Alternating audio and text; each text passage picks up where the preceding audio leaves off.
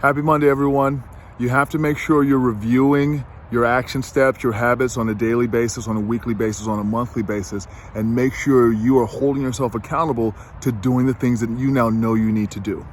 We started step by step. Who's the person you want to become? You guys have identified that. How does that person act? You identified that. What kind of habits, actions, that sort of thing. So you've done all that sort of stuff. And the final step, of course, in that portion is to start doing those things on a day-over-day basis. Great. Everyone who's gotten to that point, give yourself a round of applause, because you're now starting to walk the talk, as they say. You are living as the person you want to become. Now, when you start doing that, it's important for you to track those actions, those daily habits, those weekly habits, so that you make sure that you're doing what you say you're supposed to do.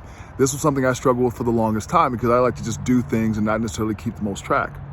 Well, when you keep track, the one thing that prevents you from that's most important is that you are prevented from rationalizing or misleading yourself about what you're doing. If your goal, if the type of martial artist you want to become trains 4 days a week, great, that's awesome, that's doable. And you look up at the end of that week and you've only trained twice, then all that talk and all those goals and desires don't matter, because you're not executing that. So hold yourself accountable. It doesn't mean you have to, throw yourself out the window if you only hit 2 workouts that week.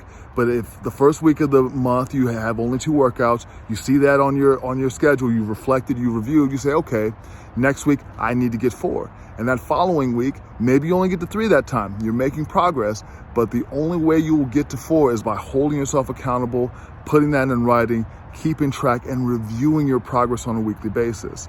A lot of people can track for 1 day. A lot of people can track for even 1 week.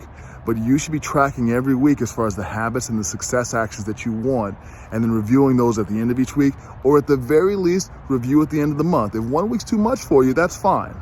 4 workouts a week times 4 weeks a month is 16 workouts. At the end of that month, you look at your chart and say, oh man, I had 15 workouts. Okay, pretty good. I had 18 workouts. Awesome. I had 9 workouts.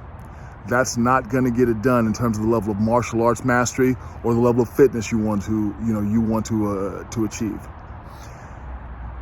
You are the only person who can really hold yourself accountable. If you have money for a coach or an accountability partner, that's great, do that. But if you don't, if you're starting out from where you're at, starting out from scratch, you have to hold yourself accountable, guys.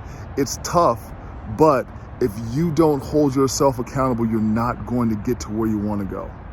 So make sure you're tracking those good behaviors that you're executing now, in terms of consistent with the person that you want to become. Write them down.